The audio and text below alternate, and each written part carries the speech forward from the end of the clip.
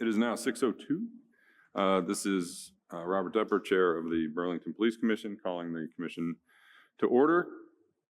We'll start with a roll call and determination of quorum. Commissioners, I'll call your name. Please indicate whether you are here. Commissioner Michaela Finneran. Commissioner Karen Paul. Commissioner Here. Julia Genorio. Here. And Commissioner Mary Cox. Here. Okay, I believe that's 5 of us. We do have a quorum. Commissioner Comerford is not in attendance so far, but I hope she joins us very soon. So we do have a quorum. Are there any additions or modifications to the agenda as posted? Hearing none, we will move on. And is there a motion to adopt the previous meeting's minutes? So moved. Okay, do I hear a second? Okay. All those in favor, please say aye. Aye. Aye. Those opposed? Hearing none, motion passes. We adopt those minutes. Now we're moving on to the public comment section. The public is invited to address the commission. It appears that we do not have anybody online from the public. And looking around the room, we do not appear to have anyone from the public in the room to address the commission. So I will move on then to the chief's report. Chief Burke, the floor is yours. Thank you, Chair Depper. And if I could have Shive put the slide deck up on the BPD Zoom. If the commissioners all have the deck in front of you, I can start with the presentation. So very consistent with the data points that we covered last month. The first slide is an illustration of the downtown foot and directed patrols. And you can see that we continue to eclipse all previous 5 years. We did have a department meeting a couple of Fridays ago here in the Sharon Busher room where we spoke with staff about the quality of these patrols versus the quantity.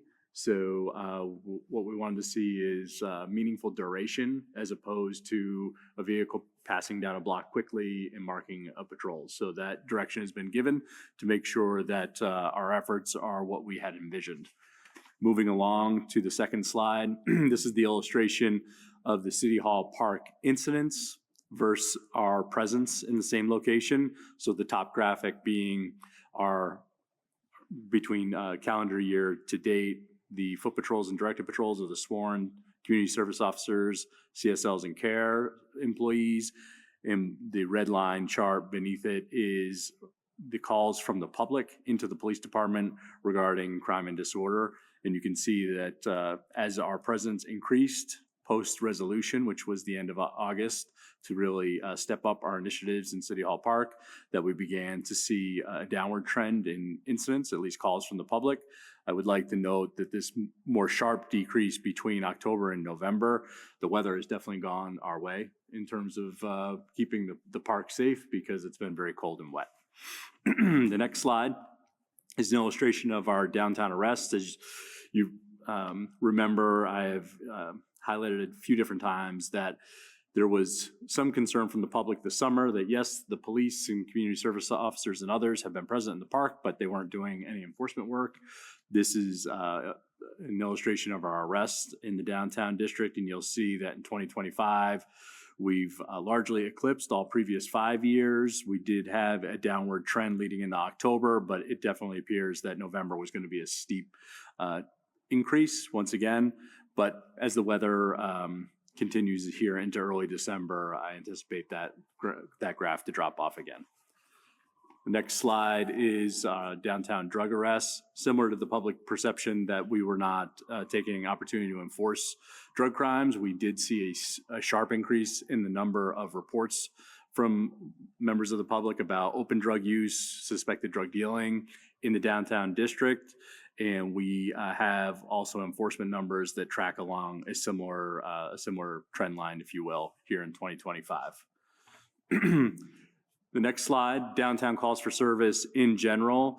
So throughout over the last 5 years, you can see that disorderly conduct trended upward in 2025, as well as open drug use. Acts of violence has trended downward, and unlawful mischief, which is vandalism, has remained relatively flat.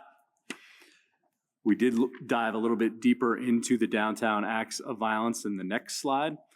And when we're talking about acts of violence, these are incident categories of attempted homicide, reckless endangerment, domestic assault, both misdemeanor and felony, and then assault, both simple and aggravated, which is misdemeanor and felony again. And you'll see that in 2025 that we've had substantial gains in the positive in reducing. Wait, can I see it? Reducing the amount of violence in the downtown. Moving on to the next slide, this is a rolling count of City Hall Park incidents. Similar to earlier graphics, you'll see that in early 2025, largely weather dependent, the calls from the public within City Hall Park, which is the blue line, and then within the vicinity of City Hall Park, which is about a 2-block radius around, remained fairly flat. Then as the weather warmed up, so did the activity in these areas. And then post resolution, at the end of August, you can see that when the department stepped up our presence in being in City Hall Park and on the marketplace in a very concerted manner, that incidents within the park continued to trend downward, and there was a short outlier of a spike in the rate of incidents occurring in that ambient 2-block area around the park itself. We took this out one geographic step further, if you will. So the top line here is new from the previous slide. And this just shows, again, calls from the public for crime and disorder in an area that is essentially the inner fire district. So everything from the waterfront up to South Winooski Avenue, north to Pearl Street, and then south to King Street. And what this really, the purpose of this graph is to show that as we really focused on City Hall Park and the marketplace, we know that we did displace some amount of this behavior. To, again, kind of recap who's responsible for a lot of this disorder, we've been tracking our top 20 service consumers. So this excludes any time one of these persons is either a victim of a crime or a witness to a crime. This really focuses on when these folks are either arrested or a suspect or a person of interest in crime and disorder.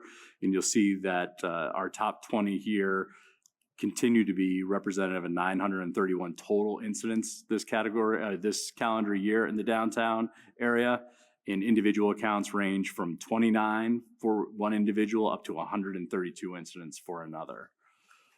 On the next slide, just to really make this point again, when we think about ways that these folks could potentially begin to find some success in life, we have to look at their housing situation. So out of our top 20, 18 are unhoused.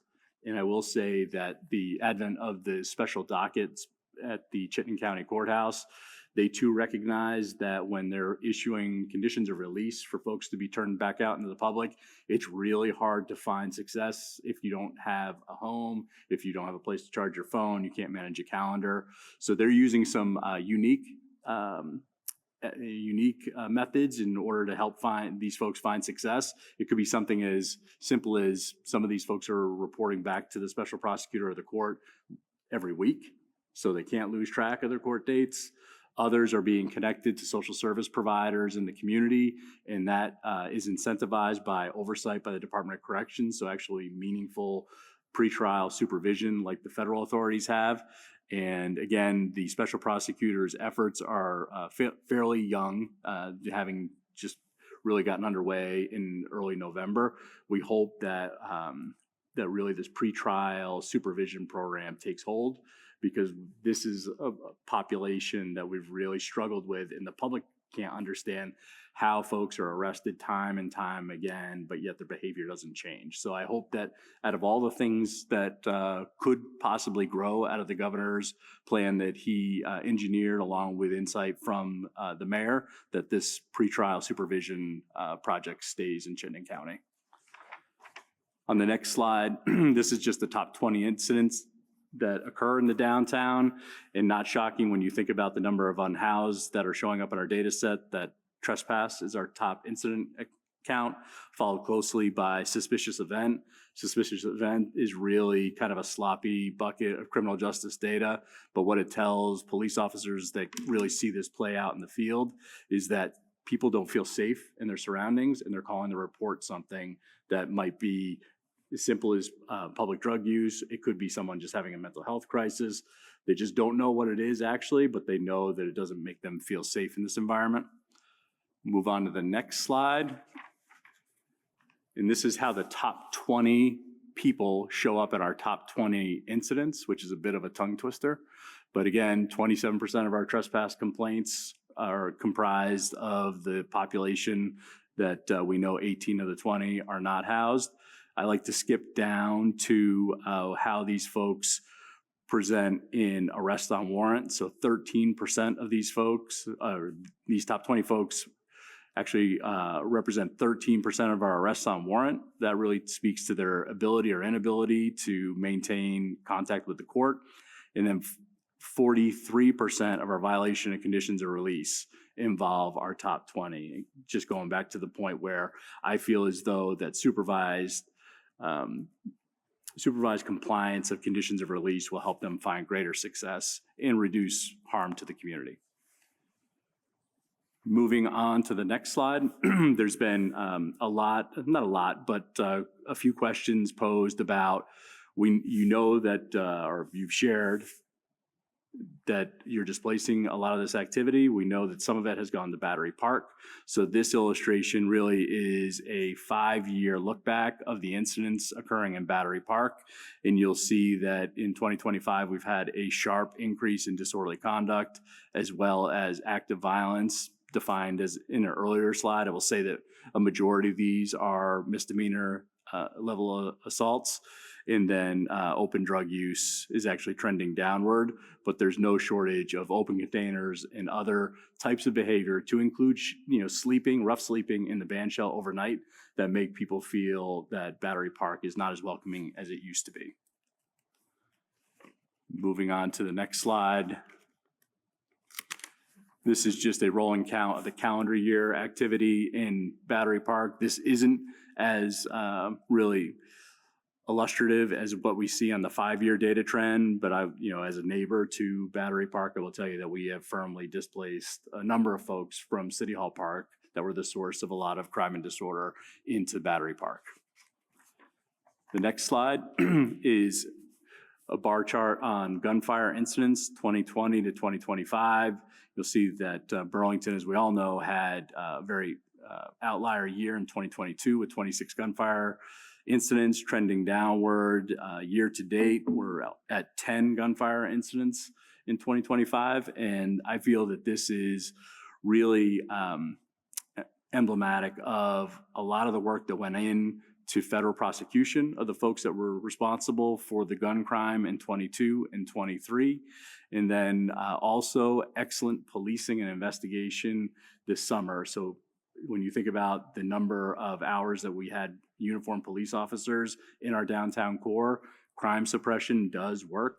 Our detectives are still conducting a variety of different investigations. The drug unit in particular still encounters a lot of guns, but we know that people that are carrying these guns are opting not to use them in public places currently. Again, we've got a couple of about 4 weeks left of the year, but we hope to bring this metric in over the line and call this a success.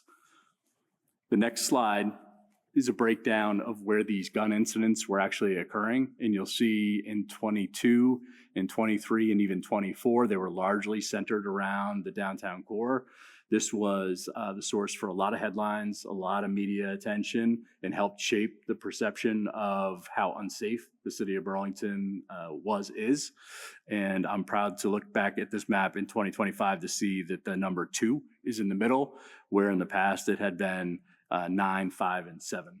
So again, I think crime suppression and good investigations work here as well. And because what we do know about a number of folks that do opt to carry guns in the criminal world, largely involved in the sale of drugs, they understand that if the likelihood that they're going to be apprehended by the police is increased, that they're probably not going to make the decision that they were making when the police weren't readily available or even known to be in the downtown area. Moving on, the next slide here is just our social media data over the last 90 days. As I've spoken to everyone that will listen to me about our need to attract not only sworn officer candidates, but we have openings in our community service officer ranks in our dispatch team. So we use social media as our primary advertisement instrument.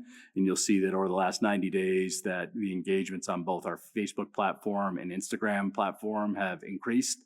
This work is done despite the reduction in force, where we did lose team members that had roles. And this work was picked up by Shannon Trammell, our executive manager, along with Shai Couchman, who serves as the command assistant, and then Sean, who is our digital redaction specialist. They're creating all the content that you see on social media. And we're certainly getting a lot more engagement, and I believe it's leading to our final slide, which is an overview of our applicant data for 2025. We've got here data from January 1 until the end of October. I will say that we've had about 4 more applications come in thus far over the month of November, but we'll just go through what's on the slide. 70 applications came into the police department. From that, we moved 48 of those individuals into the physical fitness testing, and that's really a metric that a person needs to accomplish to attend the police academy. From there, we moved 40 applicants into the interview phase. This is an area where historically we do weed out a lot of applicants. They're just either they've got something they've shared with us that makes them immediately disqualified. They are unable to communicate with us during the panel interview where they could not find success going through the remainder of the training process in terms of communication with folks. So from that stage of the process, we move into the polygraph. The polygraph is an interesting phase of the hiring process. It is a state mandate from the academy that we send folks to polygraph. And really the key to success here is that every question that you're asked in the interview, you have to be honest, because we're going to check those answers with the polygraph. So we do see a little bit more of a culling, if you will, of the applicant pool.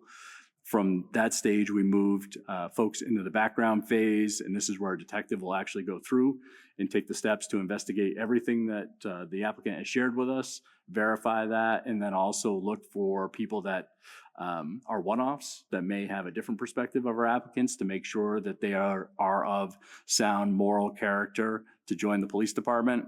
And then from there, move to the command review.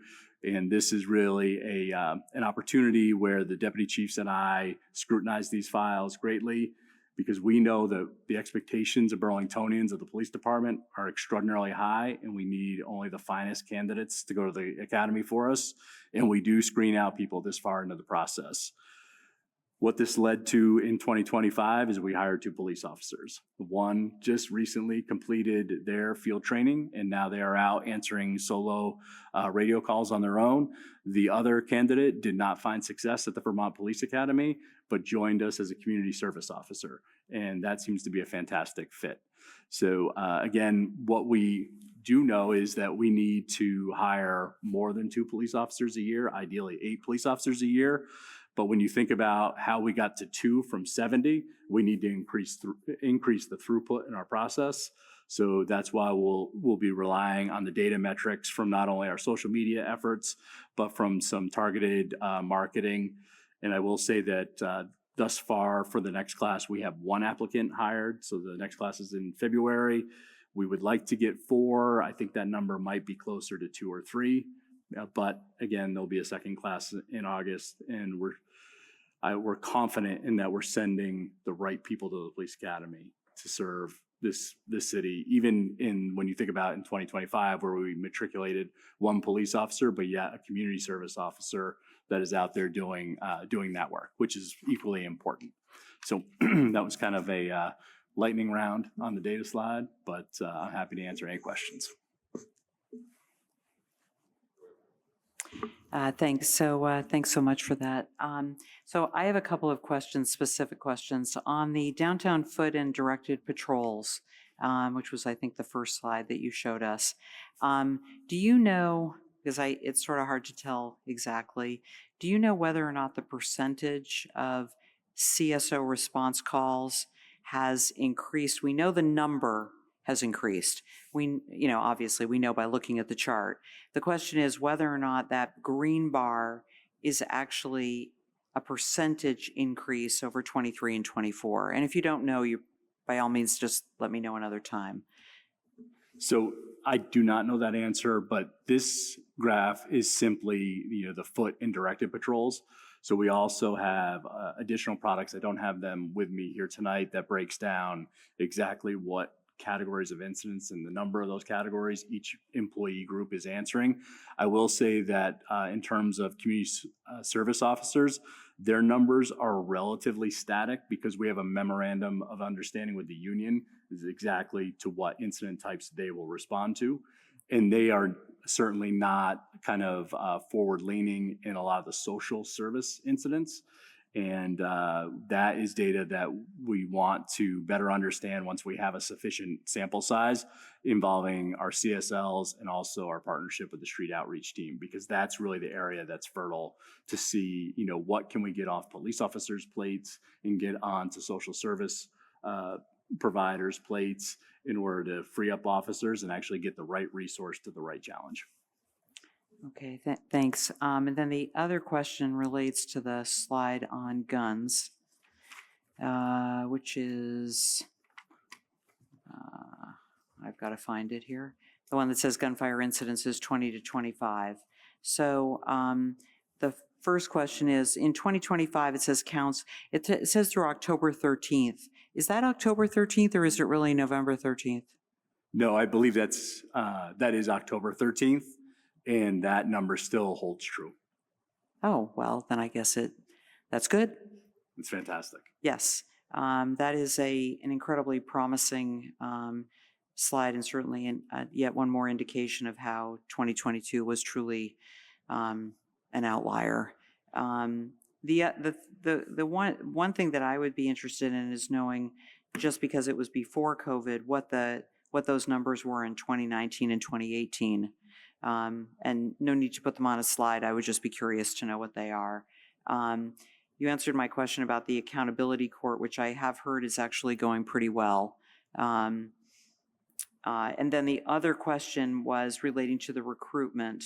I just want to make sure I understand this. So like if you look at the applicants, it says 70, and I haven't added up all of these numbers, but actually that's not a good example. I would go for the next one, which says 48, PT test 48.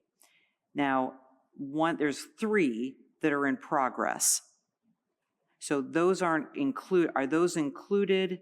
And then when you go the interview in progress, there's 4. So does that little thing that's at the bottom, is that counted in the interview 40?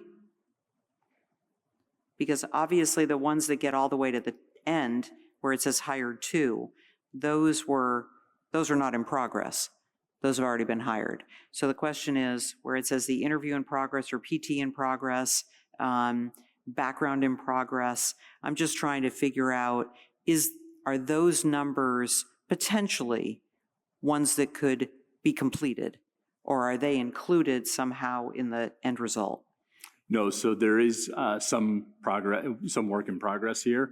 And some of these from PT and from the interview phase have matriculated to the next steps, but we're not super optimistic about what we're learning about folks.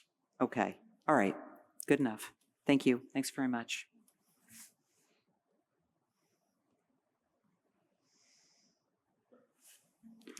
Are there any other questions? Mary? Okay. Commissioner Cox? Hi, good evening, Chief. I was just wondering, so excluding the people that are assigned over at the airport and excluding command staff, what's the total number that you have? Well, I'm kind of less interested in the total number that you currently have. What I'm really interested in is that I really love everything that's going on in terms of patrolling, but also there's a simultaneous speed of response. And there was some really good advanced training that you sent people to that you reported last month. And I was wondering how many more people would you feel comfortable with in order to maintain the sort of community policing that seems to be developing and have people to be able to take advanced training and have people to be able to be sick or have kids or whatever the thing is that's going on in someone's personal life to need time off, and have enough people to respond to calls. How many more people would you feel comfortable with than over what you have now? Yeah, thank you for this question. It's actually right on point and something that we were working through today. We've really hit an all-time high of the number of sworn officers that are out on injury status. So unfortunately, as we sit here today, we're operating our 24/7 downtown patrol schedule with 20 officers. We're talking with the union on how we're actually going to fill some shifts in December. So we have to think creatively about this. We know that at least three of these injuries are long-term, 6 to 8 month injuries. We're hopeful that some of these might clear up in the relatively near future. So that being said, I foresee a lot of challenges in the next few months in our ability to kind of enhance the level of policing that we were able to achieve here through much of 2025. And we're going to have to be very careful about training curriculum that we commit staff to, because there's two things a police department absolutely has to do in Burlington, and that is have dispatchers to answer 911 calls and have uniform officers to respond to calls. So again, this is a bit of a work in progress. I really appreciate the relationship that we have with the BPOA and be able to have supposal type conversations about ways that we're going to have to fill this schedule, but it's going to be a long December for a lot of our teammates. Thank you, Chief. Thank you, Chief. Yes, Commissioner Janoria? Could you explain to me why on one of the Battery Park pages, the officer-initiated incidents are included versus the ones about City Hall Park? So actually, the number of incidents in Battery Park, the numbers were so underwhelming without the officer activity that we made a conscious decision to include those. So when we have an officer in City Hall Park or even Battery Park and they're out on a documented foot patrol and then they encounter an ordinance violation, we try to control for that in areas where that is occurring a lot, and that's what we have in City Hall Park. And it's just a strategy that the data analyst and I have talked about a lot in order to make sure that really what we're illustrating is what the officers are doing and what the public are actually calling and complaining about. But the numbers overall in Battery Park are relatively small. Okay. I think it could be confusing for other people when looking at it without understanding your logic of wanting to portray it in one way or another, that for one park where, and perhaps, citywide you have increased foot patrols, but I think that would be interesting to know the difference of if the intent is that these increased foot patrols or any sort of foot patrols, if it's in a vehicle or some kind of proactive community policing, is actually a deterrent, and to compare those things likewise. We can certainly have more consistency across the products. I also didn't want to put forth a underwhelming graphic in terms of Battery Park, because we get, a fair number of calls, or I'll say a fair amount of feedback from the neighborhood about what's going on in the park. And I don't want folks to be, to think that we're not taking it seriously or not recognizing it for the challenge that it is. Okay. And I just had one other question. Did you say that the Vermont State Police Academy is the entity that requires you to polygraph test your applicants? It's actually the Vermont Criminal Justice Council. Okay. Are you happy with that policy? So I'm comfortable with the use of polygraphs. I know that that's always a question in terms of why do you have these certain steps in your process? And I do like to call out, what is council mandated. So the physical fitness test is council mandated. For this next class, and that's starting in February, there's a new written examination that had been tabled for a number of years, so that's a council requirement. And then a polygraph examination and background investigation are all requirements of sending someone to the Vermont Police Academy. Okay. And there's no other route for someone who is applying to in the state of Vermont who is not already a police officer to become one. They must go to the academy. That's correct. Okay. Thank you. Thank you, Commissioners. Thank you, Chief. Are there any other questions about the Chief's report? Okay, hearing none, we will then move on. And thank you very much for the report, Chief. I will, our next section is commission business. And right now we've got committee reports at the top. I should have, as I moved the Chief's report up, I should have looked at this a little bit. If I could, if there's no objection, I'll just move DD 11 and DD 44 above our committee reports, just to give the Chief an opportunity to get out a little early if there are any questions on DD 11 or DD 44. So I'll move on to commission business. With DD 11, I did note that, I believe it was DD 11, no, it was DD 44. So with DD 11, is there any discussion with regard to DD 11? That is victim witness assistance. I have another question, or maybe more of a comment. On the second page where you list entities, services, two that are listed, the Vermont Refugee Assistance.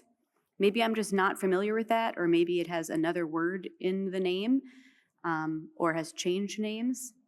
And also the Pride Center of Vermont, which is currently not active. Maybe just before you publish it, you'd want to remove or change those or add in something else to cover those groups. Excellent feedback. Happy to incorporate. Thank you, Commissioner. Any other comments on DD 11? Questions? Hearing none, is there a motion to adopt or approve, rather, DD 11? So moved. Is there a second? I second. All those in favor say aye. Aye. Aye. Those opposed? Hearing none, DD 11 is approved. Moving on to DD 44, and I will note there has been a last-minute change on DD 44. Chief, I'll allow you to describe that if you would, please. Yes, thank you, Chair Depper.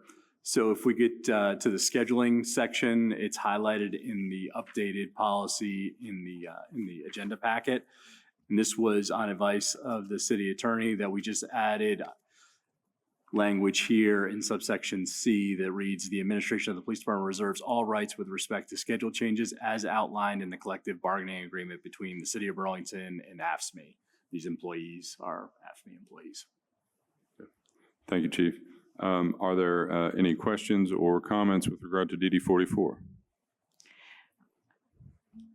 Yes. I actually have a question that doesn't relate to the directive, but just a question that I don't know if anyone can answer. On the PDF that is available to the public, it stops at page 29 before you get to DD 44. And I'm just wondering, is there, and I don't know why it just goes to page 29 and that's in stops. I'm comfortable voting on it this evening. I'm just asking whether or not anyone feels that because the public technically has not really seen this, does anyone have a concern about voting on it this evening? Well, I don't, and I was looking at that as well. Thank you for that flag, Commissioner Paul. I was looking at that as well, and it does appear that on Civic Clerk, while it is not on the agenda packet whole PDF, Yes. it is there for download on the list. So I would argue that the public does have an opportunity to look at that because they have access to it. Yeah, I mean, if they know Civic Clerk, they do. I mean, as I say, I mean, I'm fine with it, but I just wanted to make sure people did understand that if you go to the PDF, and I'm assuming also the plain text, although I didn't look at that one, it just isn't there. That's all. Okay, thank you. I didn't have an issue with it. Do any other commissioners maybe have an issue with it? I don't have an issue. Okay. And maybe I'm just looking at it differently than you, but it all appears there.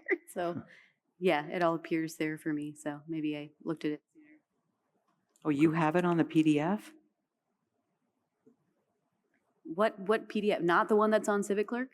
The one that's on Civic Clerk where you go to download when it says agenda PDF, agenda packet PDF, it does not include that. That's Oh, all. if you download the entire thing Yeah, instead of and piecemeal? you go all the way to the I see, end, Yeah. it stops. Yeah. Yep. It's all right. Thank you. Okay. Hearing no objection, I will ask, do we have a motion to approve DD 44? So moved. Do I have a second? Second. Okay, all those in favor of approving, say aye. Aye. Aye. Those opposed? Hearing none, DD 44 is approved. All right. Thank you, Chief. Obviously, y'all are welcome to stay if you would like, but I realize the hour is getting late and y'all have had a long day. So thank you very much for your time. Happy Thank Thanksgiving to You you. as well. Chair Depper. Yes, Commissioner Cox.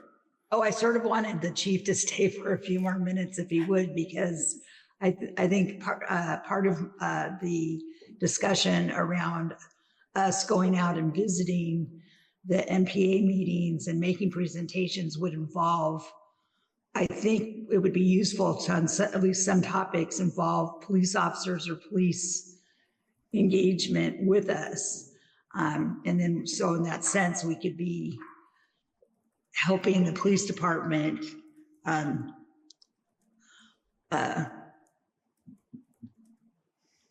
to spread the word. But so Sure. I didn't realize you were going to have him leave. Sure, yeah, no, I appreciate that, Commissioner Cox. Chief, would you mind continuing to grace us with your presence? I'm here to serve. Okay, thank you. All right, well, we'll try to get to you, well, we should be able to get to you directly. The first item of business we have, well, really the third at this point, is committee reports from all committees. The only committee I think we have currently, please correct me, commissioners, if I'm wrong, I believe the only committee we have currently standing is the Complaints Committee. We did put together the most recent complaints and put those on SharePoint and shared with all commission members. I believe the committee consisting of myself, Commissioner Finneran, Commissioner Genorio, we have chatted a little bit. I believe we are talking about setting a time for the next Complaints Committee meeting in the early to mid-January range. I don't necessarily, if you don't want to, we can set it now, but I was thinking that just over the course of the next couple of weeks, we could come up with a date to warn, if that works for y'all.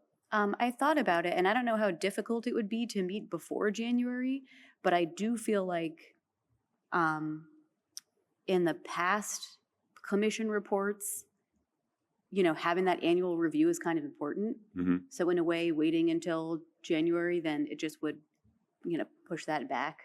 Is that? Concerned that it would push it back a year?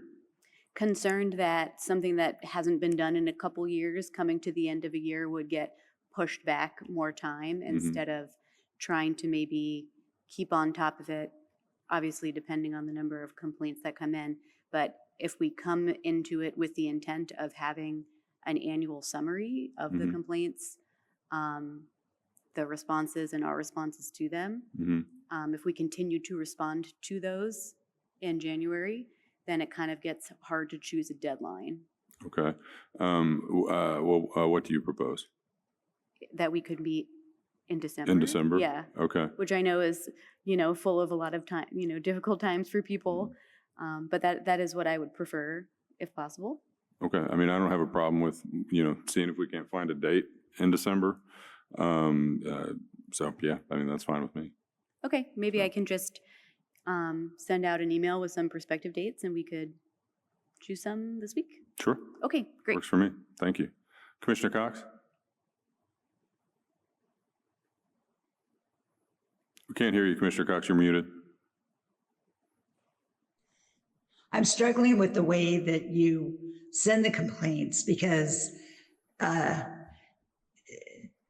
they're not like complaint number 1, complaint number 2, complaint number 3, with all of the things that go with complaint number 1 together, complaint number 2 together. They're kind of interspersed.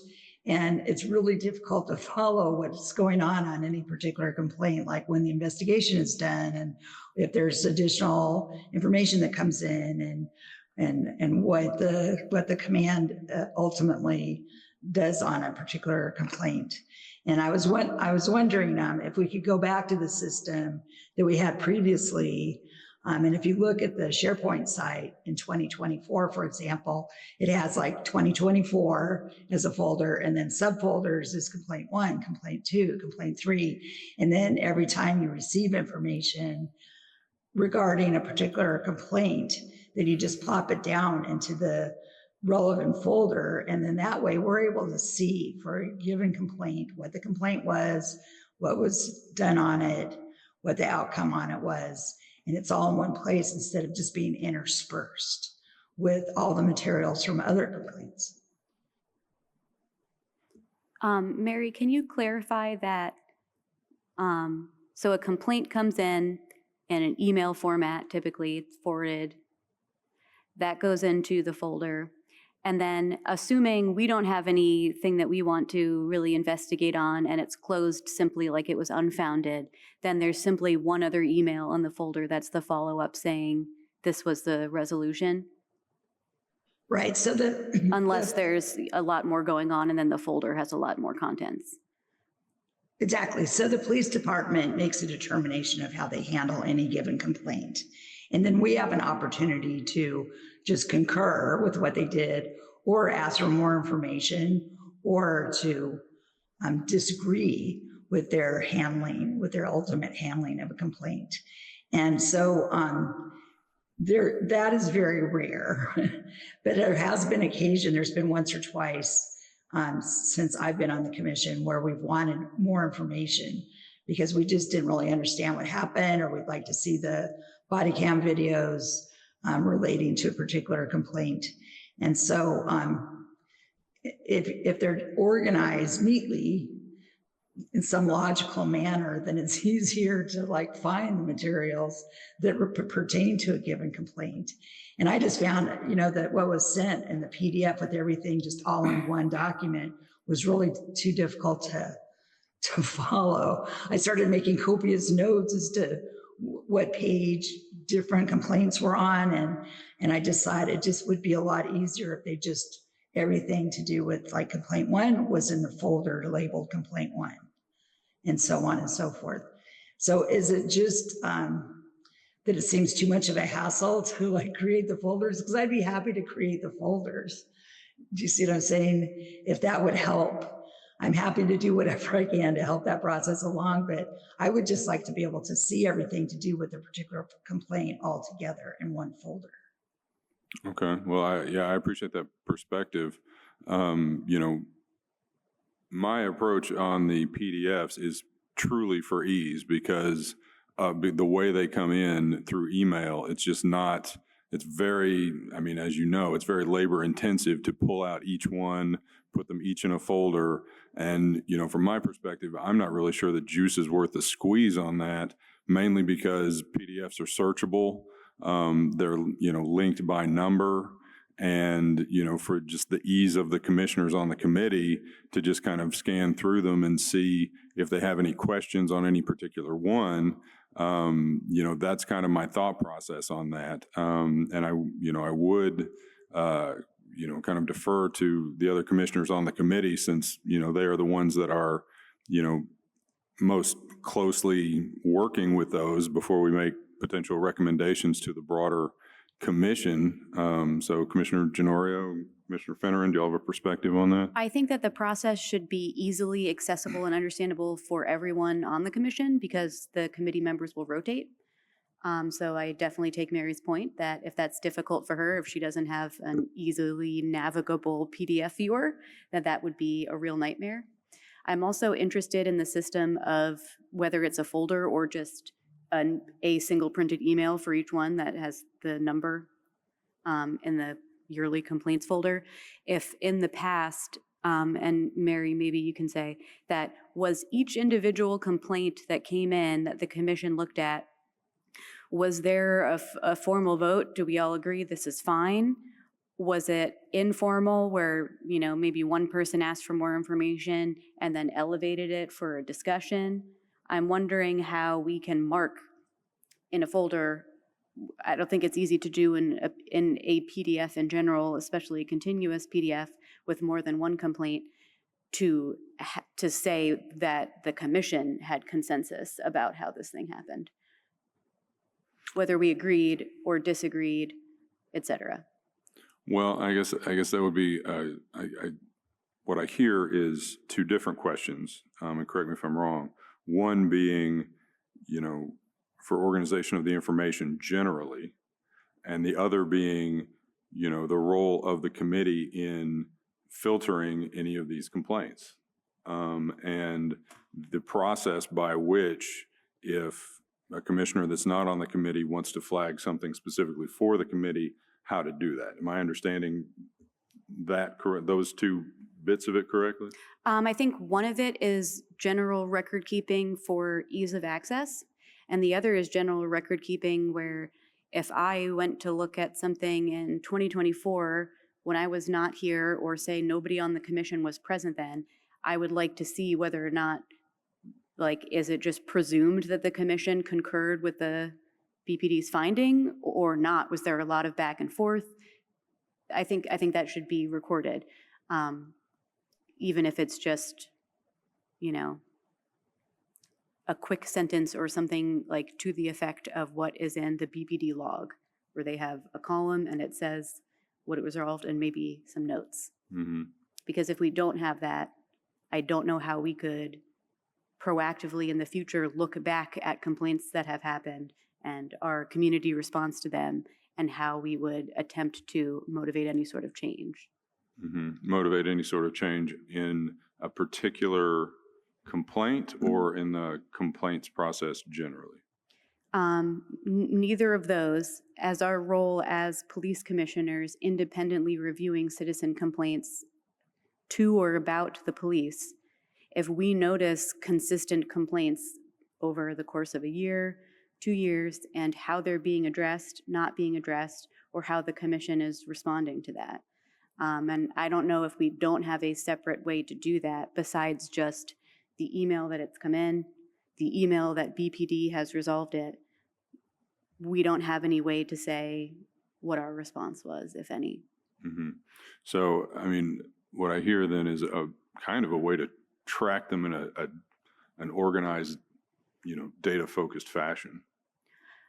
I mean, I think that BPD has a log, and maybe somebody else remembers if there was a log. I feel like in police commission meetings that I've watched in the past, people mention I've updated the log. If we do not have the same one that the BPD has, like if we don't have access to that on the share site, then I certainly feel that we should have our own. And I assume that that information is what was used in the past years to compile the BPD annual report. Mm-hmm. To say, here's the number of complaints that we looked at, here's our feelings about them, and all the other directives reviewed, et cetera. So I think, as you say, it might be a slog initially to print that out, especially if you are the only person receiving them. But I think it would be more of a slog at the end of the year to try to compile all of that, as opposed to having a log where it just gets put in when it's received. Mm-hmm. Chief, does the police department keep like an organized log of these? Because I get these in as emails, like individual emails, and that makes it real hard to, you know, compile it without really taking hours to, you know, organize that information. Yes, so Chief Labarge maintains a spreadsheet that is our log. Mm-hmm. Can the commission get access to that spreadsheet? I mean, if it's a spreadsheet and it's on a SharePoint site, is that something that myself or one of the other commissioners can have, you know, at least viewing permissions on? So we do have a challenge in terms of SharePoint. We're not there yet. So we're still over on Microsoft, our Office 2016. Mm-hmm. And there's a host of challenges there. But to get to your question, we would have to look at that spreadsheet to see what data columns are there that we're actually using to manage and direct personnel or personnel issues, which would be obviously exempt records from public Mhm. inspection.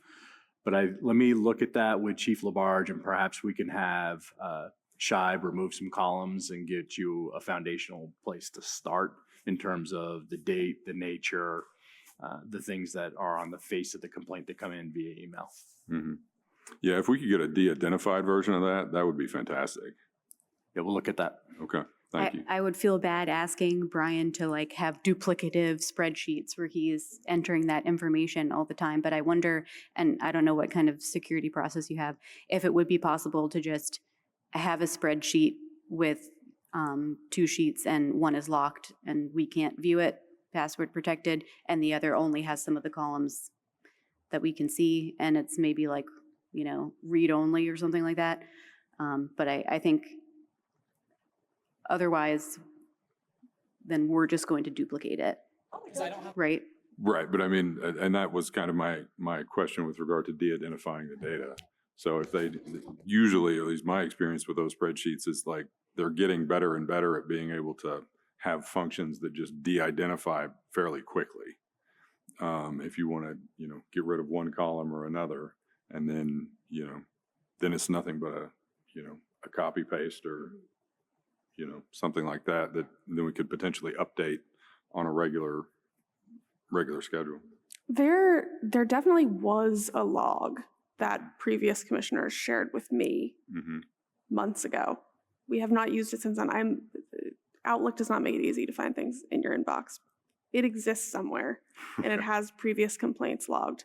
I will dedicate some time to trying to find it, but one does exist. That's not to say that we have to use that one. We could, you know, make something better. But there is one that exists that people have used, Mm-hmm. and I will do my very best to find it. And I'm happy to set up an auto forward on my emails for those types of emails to all the commissioners so that, you know, you'll have access to each individual one. If that would make it easier so that, because I'm sure you're also the main person, you know, getting emails about many other things that then you have to think about who to forward to. But if you did that, then we could simply have a rolling responsibility for somebody who's on the complaints committee to be the one that updates the log. And then when we have a meeting, it would be clear that we all have access to it and just review that. Sure. So if it's okay, then we'll just start. Chief, if you could look into that log. I did email DC Labarge about that today. And then I'll set up the auto forward. And then as we look at a date for the next complaints committee, and we can put that on the agenda if that works for everybody, and then just kind of see where we go from there. Yes, Commissioner Cox. So I have the link to the current SharePoint site with all the stuff on it. So I'd be happy to send that out in the morning. You know, it would be simple for me to set up folders and then to just like, as the emails come in, there aren't that many per month, right? There's like usually maybe like 8 per month. And you just, you know, it takes like less than 1 minute to convert it to a PDF and plop it in the folder. So I'd be happy to help, maybe just like starting from now to like, let's try to use it and see if that helps at all, because the long PDF with all of the files combined just was not really working for me. You're welcome to do that if you would like, certainly.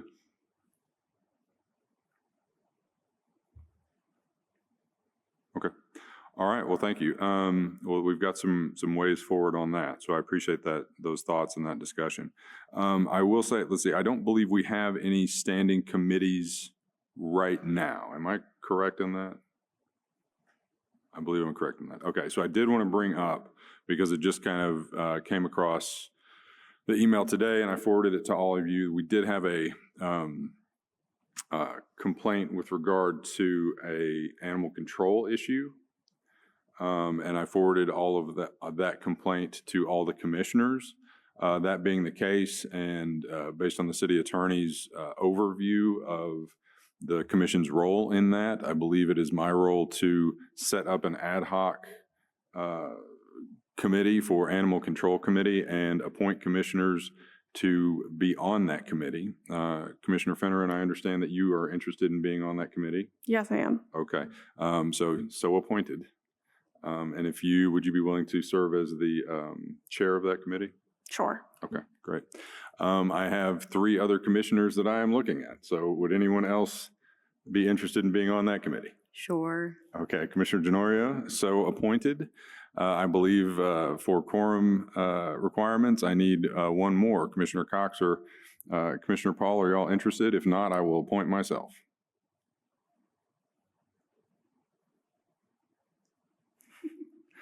Hearing no one jumping up and down, looks like I am appointed to that committee as well. So very well, I guess Commissioner Denorio and Finneran, well, actually Commissioner Finneran, you are the chair of that committee. So how would you like to proceed in that regard? With setting a meeting and doing all that stuff? We should set a meeting. I was unprepared for this level of responsibility. Fair enough. Sounds good to me. All right. Well, we'll communicate and try to set a meeting at some time in the near future.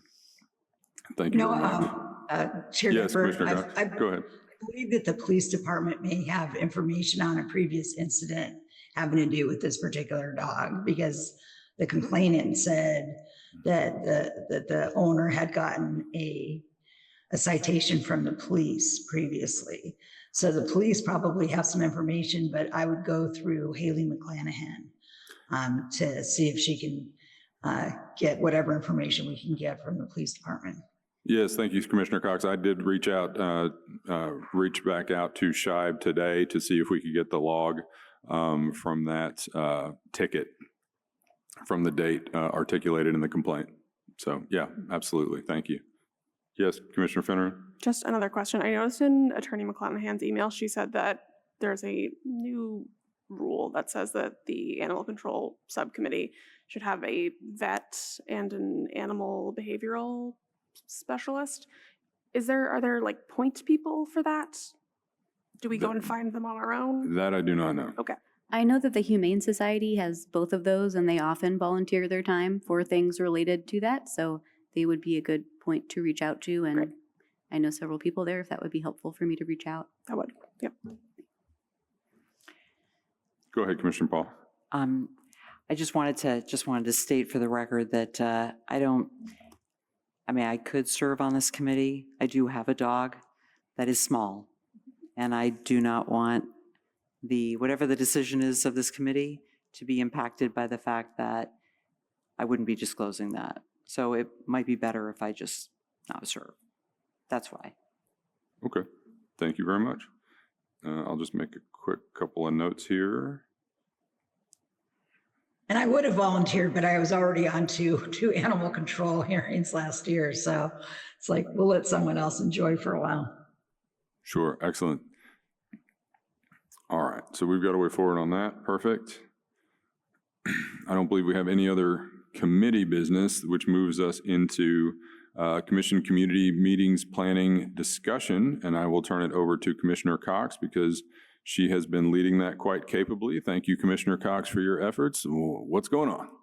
So do I need to ask, do we have the person, someone from the Town Meeting TV there in the audience, or? We do.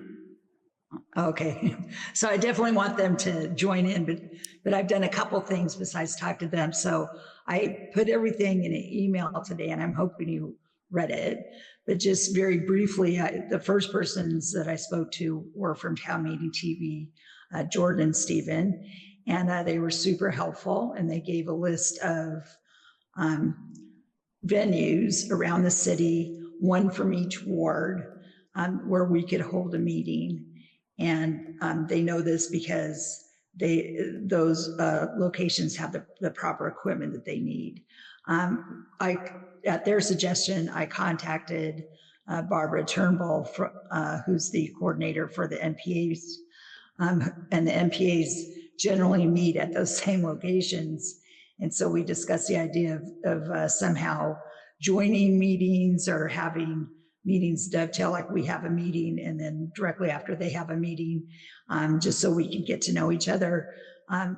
Barbara didn't seem to think that was advisable right at the beginning. She She suggested that we begin with just like 1 or 2 members of the commission going to an MPA meeting, giving a presentation, and she said definitely with an officer.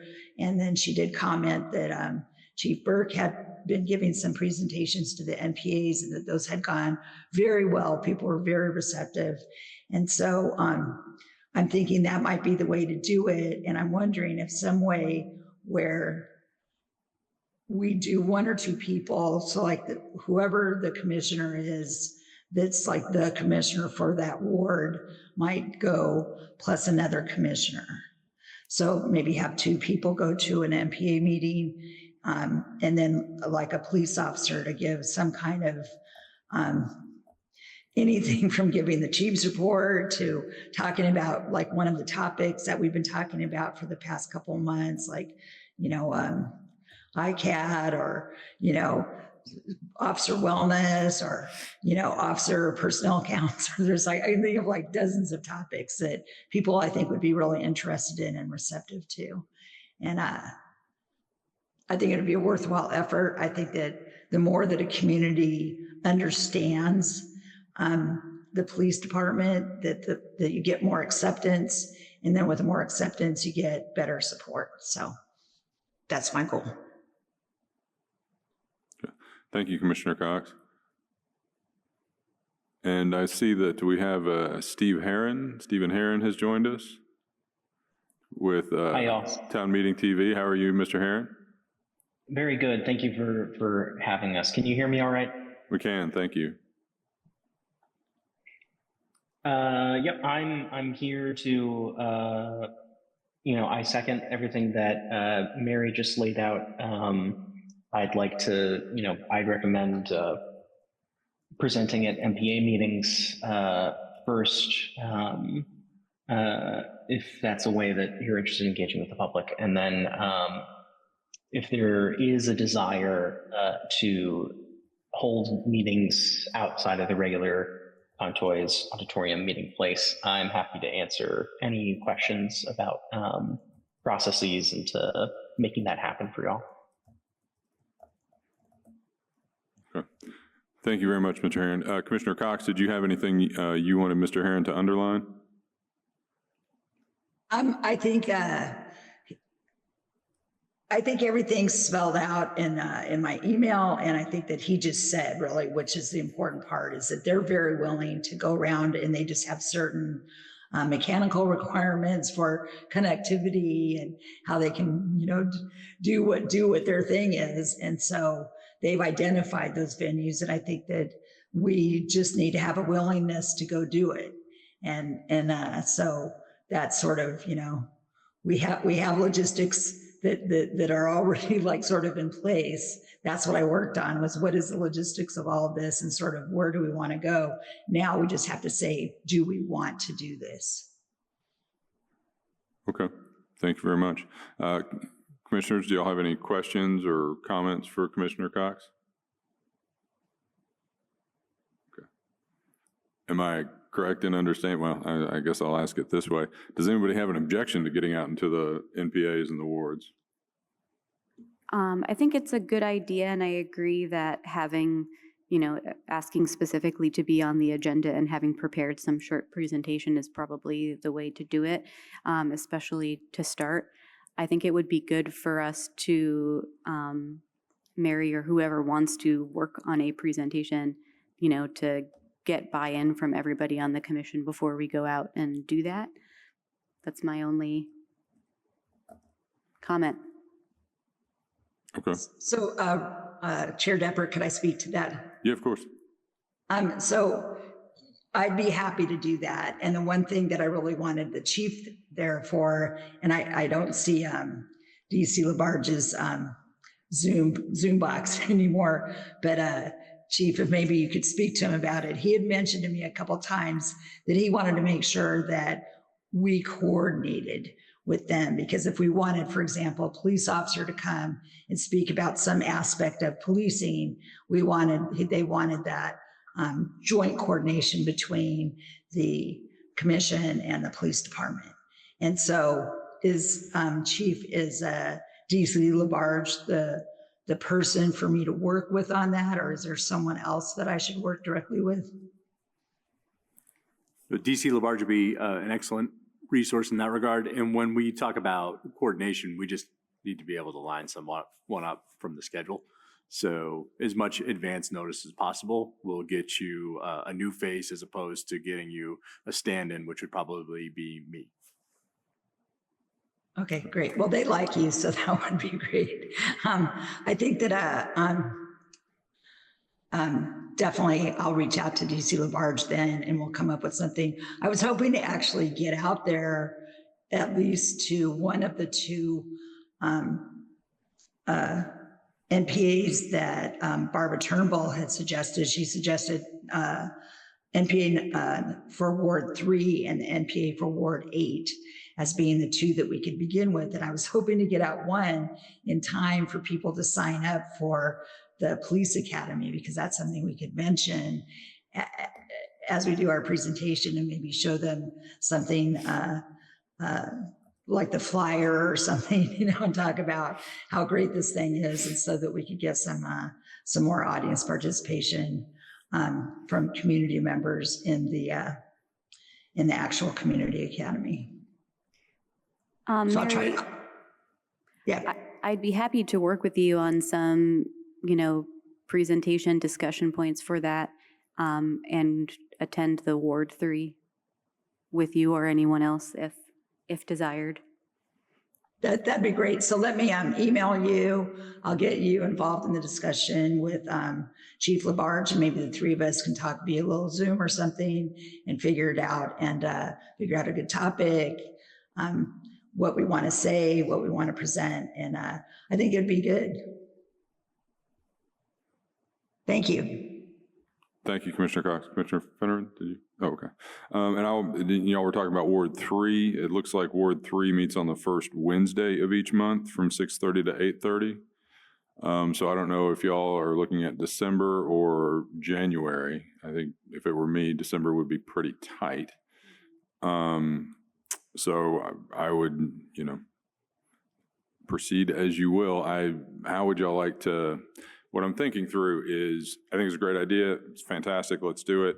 What I'm thinking through, though, is how do we organize this and announce it in such a way that, as a commission, we're letting the community know that this is where we're going to be next. And so, do y'all have thoughts about that? Yeah. So, Chief Depper, that's Go ahead. Chair Depper, that's down the road a little ways. What we're talking about right now is just having one or two people go to the NPA meeting, and they already noticed their meeting in all the places. So it's not the entire commission going, just one or two people going as sort of commission advocates and to, introducing ourselves and getting just some of that community engagement going. There's a lot of people that I know that live in Ward 3, and so I'm real happy to engage on that. But one of my goals was to try to get people to the community academy. And when does that begin, Chief? That's on track for February. The exact date is not on the top of my mind. But Okay, I think so the sign up ends soon. So maybe we should have a generic topic for the first one, because if we're not going to meet in December and the enrollment ends in January before we can meet, maybe we should have a different topic for the first one that we attend, or a generic topic that we could discuss at any NPA thereafter. Yeah, I think it starts in January, and it's 6 weeks long. Yeah, I think it's beginning of January, goes into the middle of February, something like that. So yeah, and I appreciate what you're saying, Commissioner Cox, and that's just a couple of us, though I would continue to argue that, to the extent commissioners are going to an NPA as representatives of the commission, that there is value in letting the broader community know that we will be there, right? And, it might be people that don't go to NPAs all the time, but maybe they would be interested in the commissioners being there. And it might be something as simple as, maybe asking Shive, I think she has edit permissions on the website, to just put a notice on our drop page that, 2 commissioners will be at Ward 3 at the next meeting on this date. So something like that is kind of what I'm thinking through, because I would like to be as, transparent as possible with the community when we're going out to do things. I don't know if we have I'm sorry. I don't know if we have any commissioners who live in Ward 3, or who live downtown, but you could post on Front Porch Forum. Yeah, that's a good idea too. Exactly. And I think the NPAs generally also post on Front Porch Forum. And so if they know they have a presentation, then we just ask them, oh, by the way, could you mention us in your Front Porch Forum posting? Then that would get some views also. In addition to making sure we, get our item on the agenda. I think most people aren't regularly checking their NPA website, but they look at the agenda when it comes out to see if they want to go or if there's going to be any good food. So. Sure. Okay. Thank you very much. All right. Well, very well. I'll reach out to Shive and see if she can, put something on our webpage, if that's workable for her. And we can, if y'all are looking at Ward 3 next, is what I'm understanding. Is my understanding of that correct? Y'all are going to look at Ward 3 first? Well, so Barbara recommended 3 and 8 as being 2 that were very actively interested in issues that had police as sort of a background to the issues that they talk about. And so 3 seems to be the one that's occurring first time-wise in terms of their next meeting. So why don't Well, I think Ward 8 is the 4th Thursday of every month. So I think Ward 8 is going to have their next one on Thursday, theoretically, this coming. And then would be the next one, if they have it, would be right around Christmas time. So probably won't have that one if I had to guess. Yeah, so we can reach out to them. We have contact information for them, and we can reach out and figure that out. So. Okay. All right. Well, yeah, I mean, if y'all would just, I guess, keep us all updated on the progress of that so we could make sure that Shive is aware, that would be fantastic. Ward 8 is not having an NPA meeting until January. Okay, great. Thank you, Commissioner Fennery. All right. Is there anything else on this particular topic from anybody? No, hearing none. Oh, sorry. Could I ask if Stephen has any further thoughts?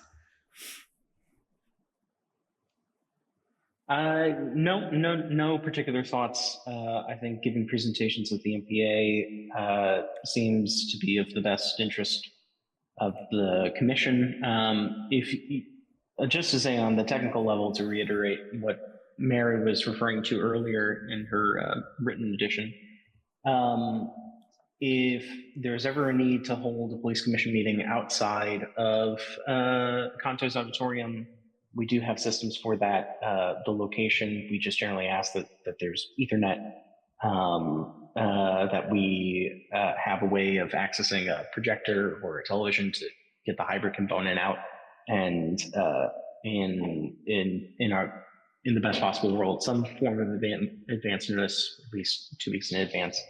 But that doesn't seem to be the direction y'all want to go in, which I think is great. And I think it makes a ton of sense to get the community engagement through the MPAs. I do think that Ward 3 is a great one to start, in addition to the fact that they meet directly below your feet in Sharon Busher conference room. So they're already used to contoys, and I think that might be a good way to start. People, that's a group of the population that's used to traveling to contoys for those meetings in particular. And we cover the MPAs, and we live stream them, and we host them on our website and air them on our channels.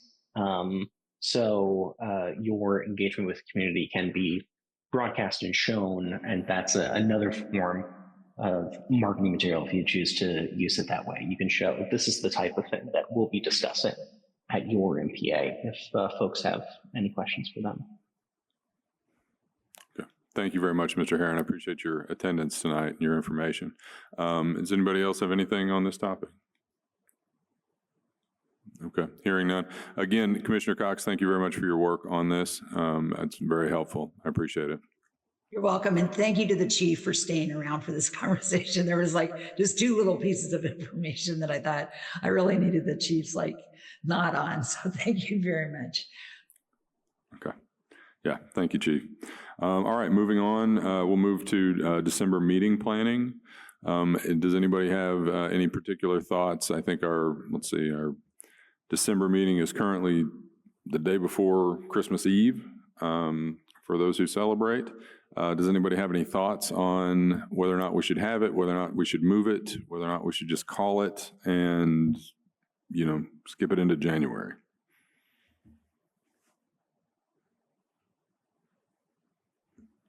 I don't have any plans to go anywhere, so I'd be happy to attend. But obviously understandable if other folks are out of town or celebrating with their families, and we won't have a quorum. My preference would be to move it. Okay. I tend to concur with Commissioner Fenner, and I would kind of like to move that. It's a complicated kind of time for me. But let's see. If Commissioner Paul, Commissioner Cox, and Commissioner Comerford are there, we would have a quorum. So I defer to y'all. What is do y'all have preferences? Should we just make a motion to move it and just vote? How would y'all like to do that? By move, do you mean skip it, or do you mean choose another time that's not so close to Christmas? I am thinking skip it. You're thinking what? Skip it. Okay, I would prefer not to skip it. Okay. I think that if we're all here, that we should be able to find another date, perhaps on the 16th that works. We only meet once a month and have already, in 2025, to my knowledge, I think there have already been 2 months that have been missed for one reason or another. This would be 3 out of 12. I think that's a large number. Okay. So do you want to move to have it on the 16th? Yeah, I would be in favor of moving it because I think there are people for very legitimate reasons who cannot be here. So my suggestion would be to move it to this. I don't know. I guess my suggestion would be if Tuesdays tend to work well for everyone, and we already know that we're used to a Tuesday meeting, that moving it to the 16th would be my suggestion. Okay. If that's amenable as well to the department. Sorry, didn't mean to My interrupt social myself. calendar looks pretty open. Okay. Excellent. Thank you. All right, so I'll just accept that as a motion to move our December 23rd meeting to December 16th. Do I hear a second? Second. I'll second. Okay. All those in favor say aye. Aye. Aye. Those opposed, none. So we will move that meeting to the 16th. Make a note here.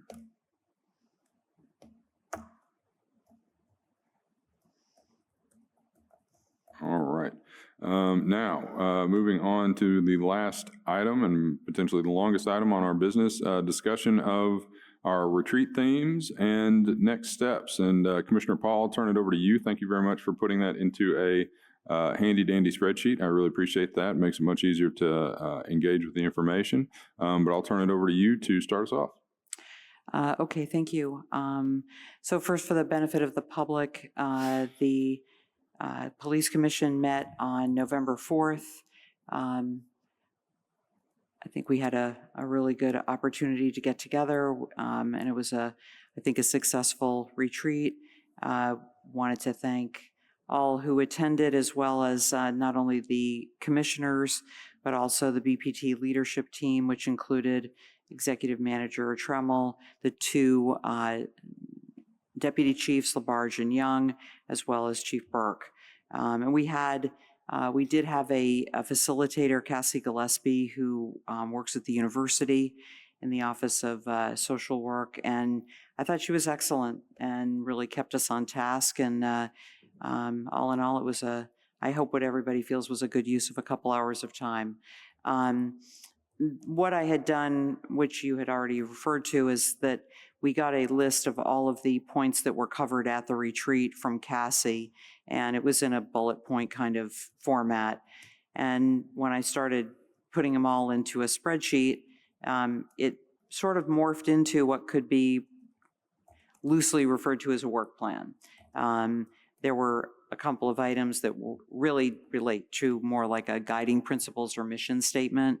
And then there were others that were goals that would have to be, carried through until they're completed. In the interest of time, I did send that spreadsheet to everyone. I also have forwarded it to Shibe, so she has it. And if you want to discuss it, she has it, so can you share screen so it can come up, and not only for our benefit, also for the public's. And unfortunately, Chief, I forgot to send it to you. So this will be new information. What I was hoping was that everyone had a chance to look at it in advance of tonight's meeting. I know it's very, very small. My apologies for that. I did not summarize any of the points. I literally took them exactly as they were on Cassie's communication to us. So there's no editing involved. And what it all boils down to is, if the discussion, or if it's the will of the commission, and you're receptive to what we discussed at the retreat, recognizing also that you were not there, and this is new information to you as well, it boils down to about 4 items that, at least in my way of looking at this and putting it into a spreadsheet, would really require additional work that doesn't need to be done at a commission level. It could be done by a few of us, and then we could report back. And some of them are more easy than others. Some of them probably would take all of one meeting in order to sort of get it moving. But I'm just interested in, what everybody's feedback is. Does this work for you? Does it not work for you? Is there another way to do this? Are there some things that really were mentioned at the retreat but aren't necessarily important? This was literally as I say, just taking everything that was on Cassie's sheet and putting it onto a spreadsheet. So anyway, I'll stop there. Any discussion, commentary from other commissioners, thoughts?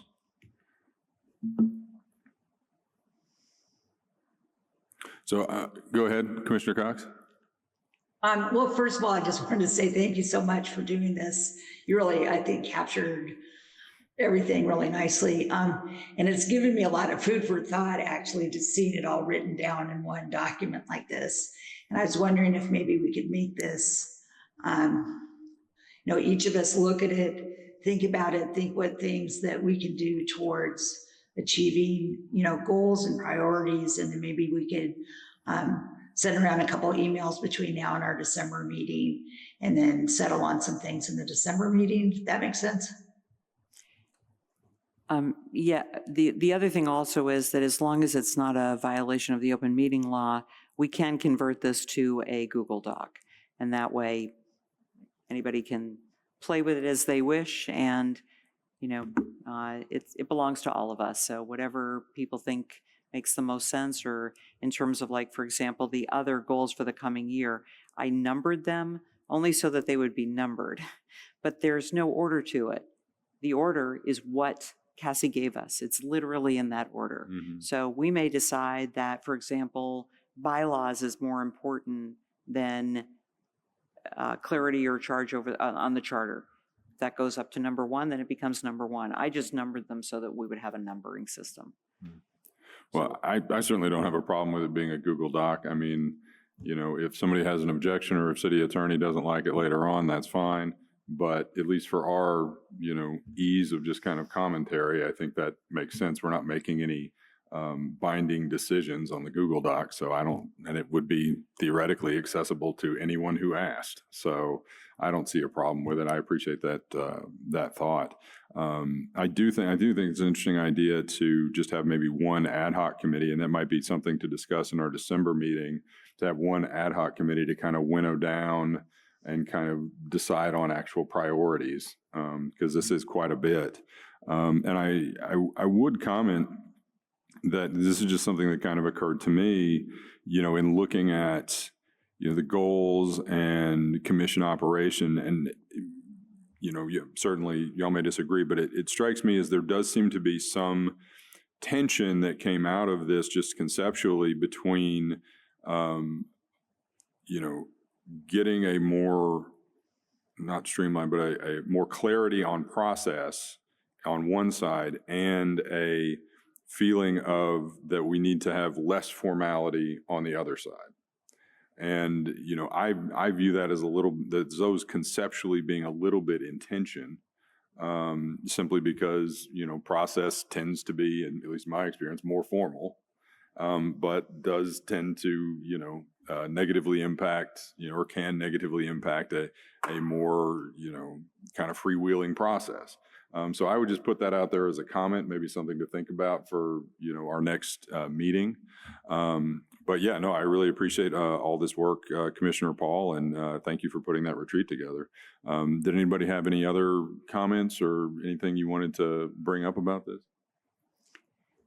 I just have a brief comment based Sure. on what you said, because I see the tension resulting from them not being so opposing, that when there's really clear guidance about what everybody's role is and what everybody can do, then you can be more free within your role. Mm-hmm. And that's clear. And when it's unclear what everybody's role is and how to achieve things, then it tends to be more like strict and formulaic Mm-hmm. and seem like less is actually being achieved. That's my opinion, point Mm-hmm. of view, where I was coming from reading that same information. Mm-hmm. So thank you for bringing it up with your different point of view. Yeah, for sure. It's interesting how you got to that conclusion. Same information, just different way of thinking about it. Yeah, absolutely. Absolutely. Thank you for that comment, for sure.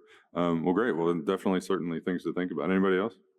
I would just say, so what I take from this is that I will convert this into a Google Doc and let you know that it's there. You'll just have to give me, I don't know if I can use city emails, so I think I may have to start asking for everybody's, I don't know. I may start having to ask for everybody's Gmail account. So, I'm sorry, what? so this is a perfect kind of a document that could be put on our SharePoint site. Yeah, I think you're right. I mean, like if we have that functionality on SharePoint, we can just create Okay. that as a shared Excel. Okay, all right, yeah, if we can do that, sure. So I will do that. I will take that on, and